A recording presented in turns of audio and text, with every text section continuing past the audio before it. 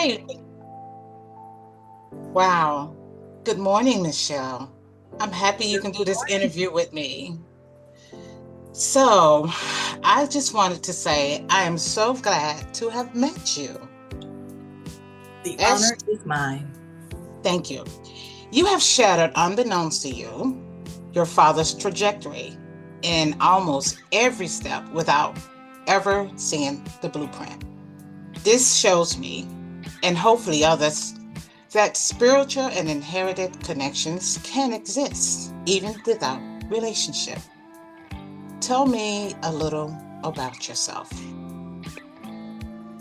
Thank you. I'm Michelle Caldwell Thompson. I was born September 30th, 1970, in Fort Lauderdale, Florida. I grew up in the quaint town of Quincy, Florida, with my adopted parents, Florence Caldwell and Wilbur Caldwell. Quincy is about 20 minutes west of Tallahassee.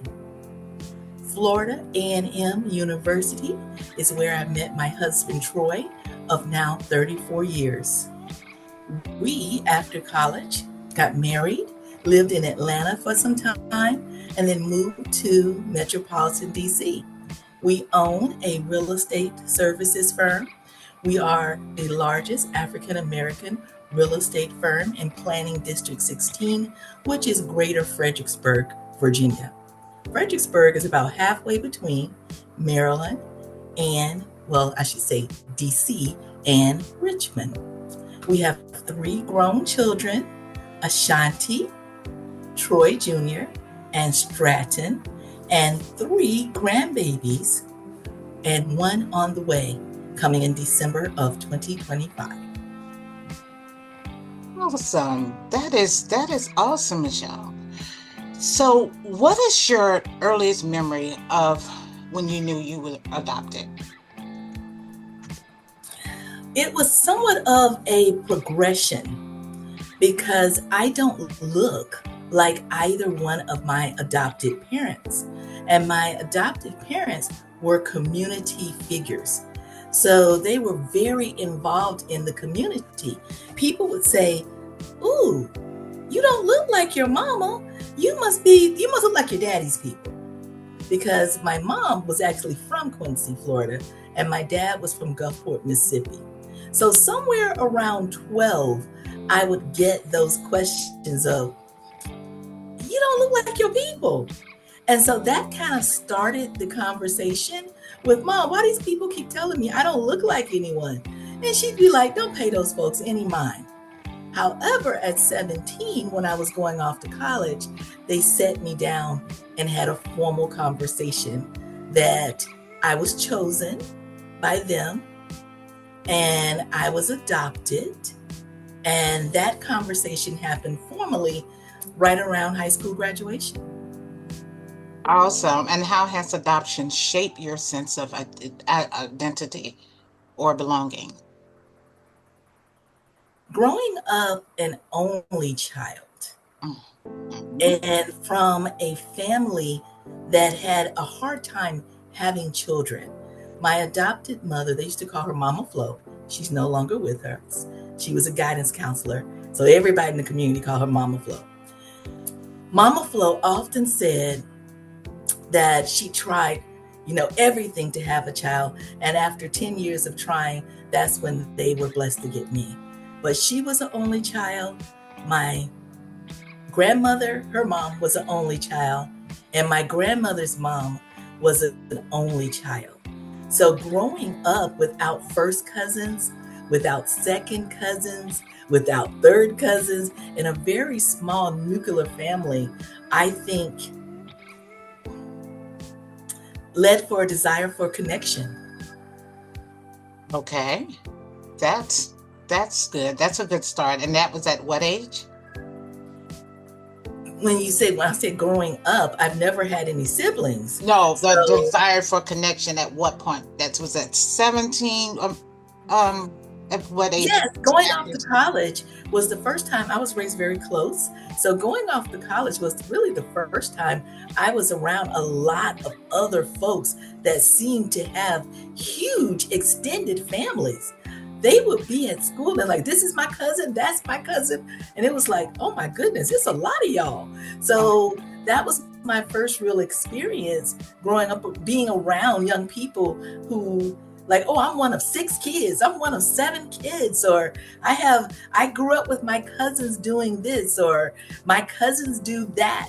And that was my first inclination, like, oh, families are very different. They're really huge families out here of connected individuals. Okay. But then Mm-hmm. I got married Okay. and we started to build our own family. Awesome. Okay. So, have you ever searched for a connection with your birth family during that period of time or ever thought about it? And during that period of time, no. It was brought to my attention, like I said, in college, with there are people out here with huge dynamic families. I was married at 21. We had 3 children in about 5 years and set about raising our family. The spark for me to look into DNA and ancestry was when one of my children got married and I had a grandbaby coming. And there were all of these questions there was a difficult pregnancy there, and they had all of these medical questions. This was about 5 years ago. So 5 years ago, we did 23andMe because at the time, 23andMe was what was advertised that would give you the medical background.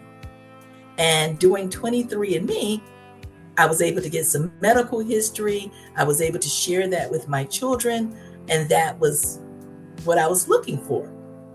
About May of this year, I was gifted with Ancestry.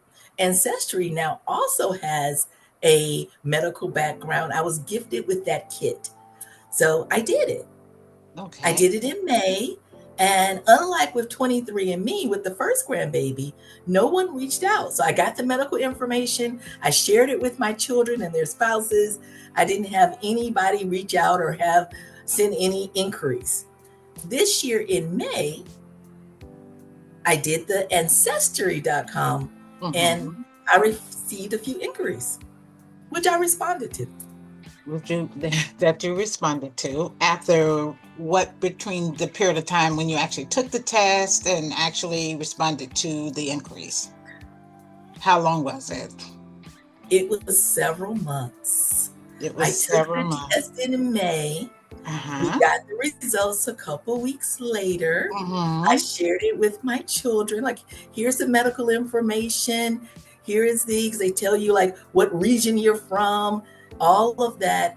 And I didn't log on again in, June, July, and then late August. I logged on again about 3 months later, and I saw I had some inquiries, and I replied. So about 90 to 100 days. It seemed like eternity because I was one of those that was very curious to what branch you belongs to. So I put one of my best private investigators on you. Oh my. Oh my. And her last question after 3 or 4 inquiries with no answer, who are you? And your response was, I'm adopted. Hello, my name is Michelle Caldwell Thompson.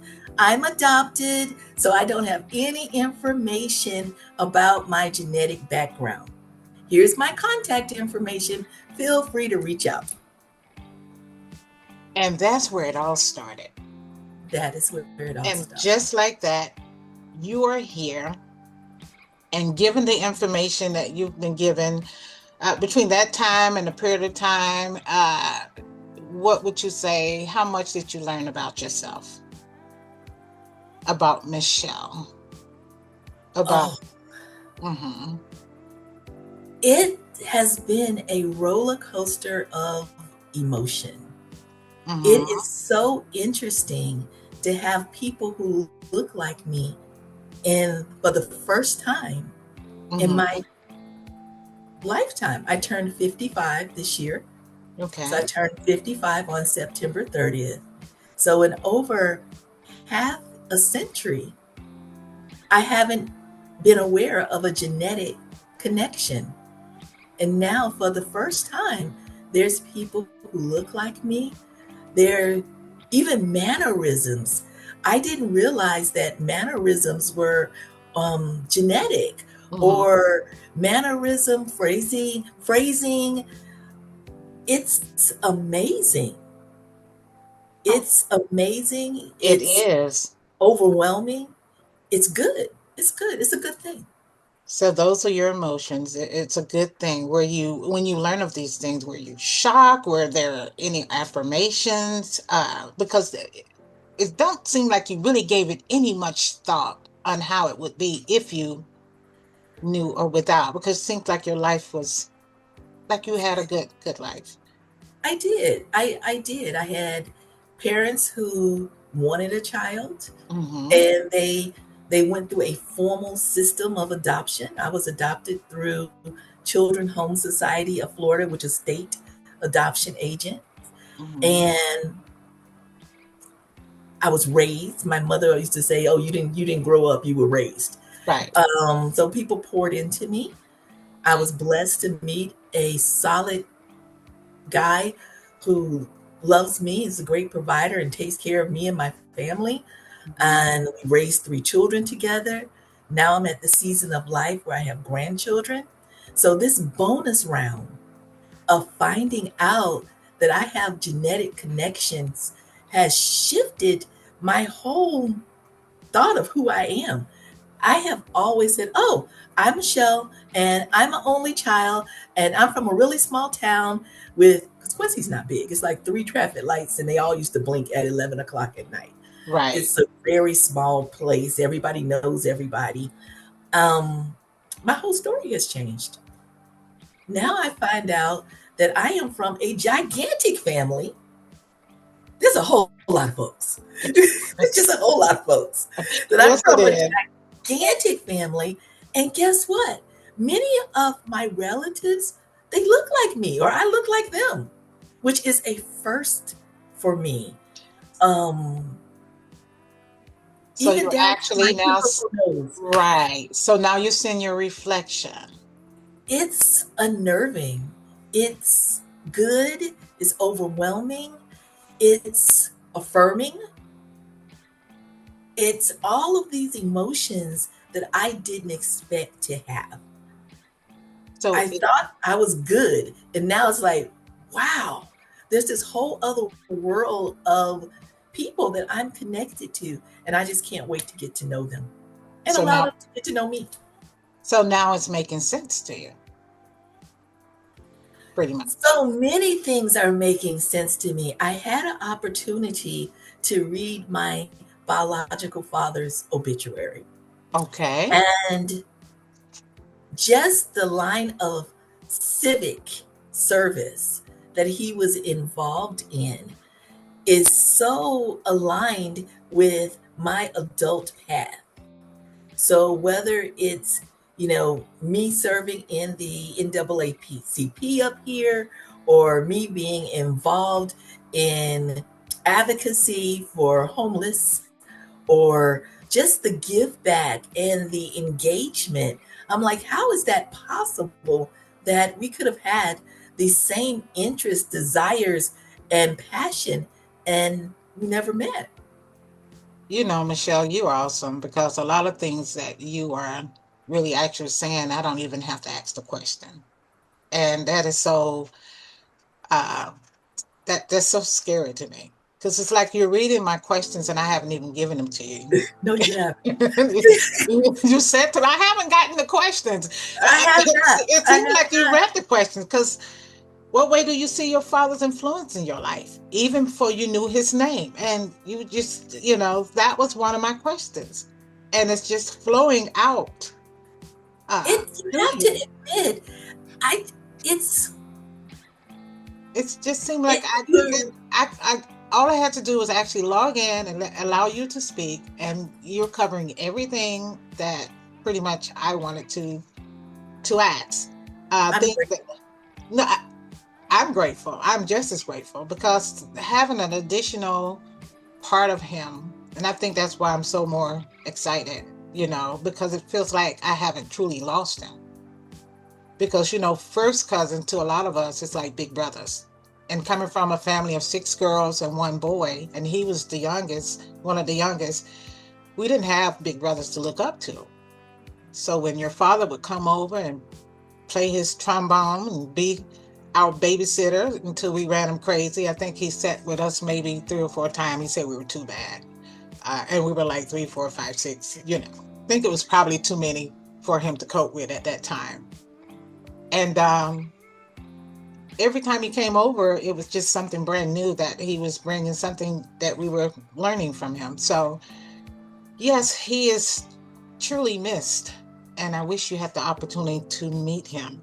So, do you believe legacy can be inherently spiritually, not just biologically? Is that something you believe now? I would say it was something that I wouldn't have said yes to Okay. prior to this experience.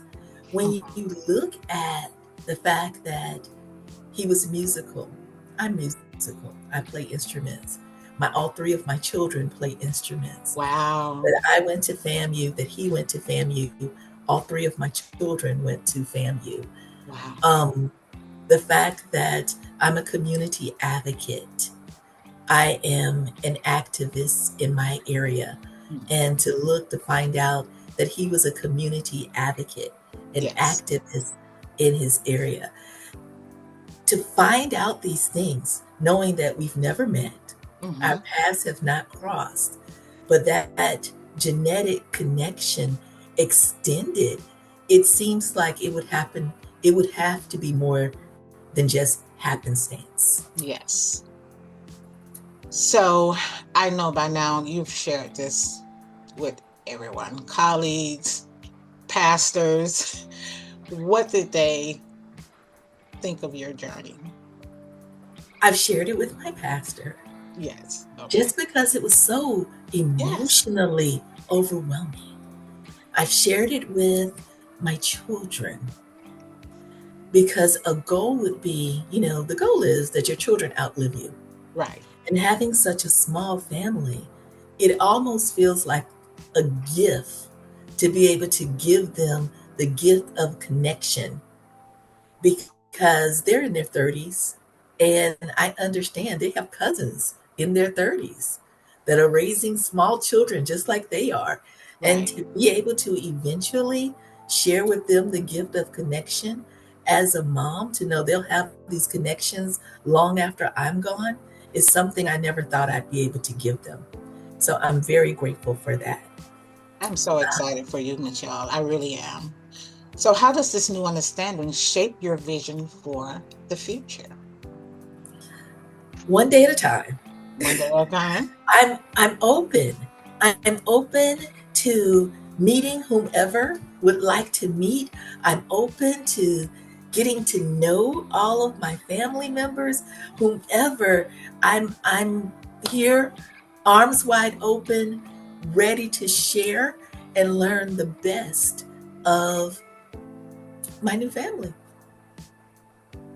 And if you could speak to my cousin Willie, your father, what would you want him to know? If he was here today and you were discovered, what would you have liked him to know about Michelle? If I could speak to my biological parents, I would love for them to know that I'm okay,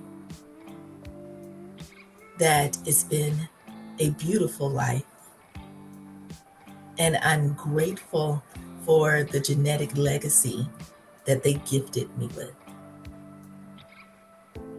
And what do you hope Blood Revelation, which is this podcast, would offer to others, especially those navigating lost legacy and a desire to be found?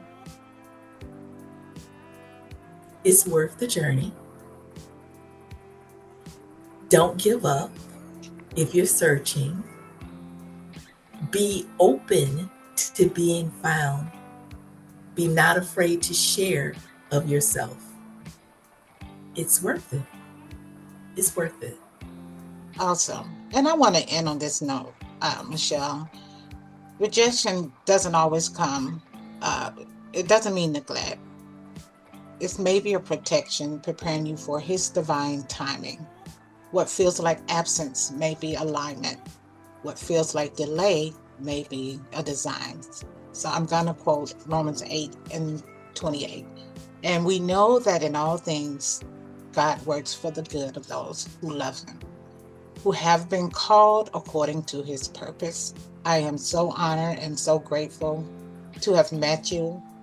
If you was a fly on the wall and seeing how my sister and I was gushing over you, wondering why you wasn't answering the call. We were on delay. So we know what it feels like to be delayed. Oh my God, you would be you wouldn't believe it. So until next time, I hope everything works out well for you on this journey. There's a lot more, whole lot more people, cousins. I can't Uh, wait.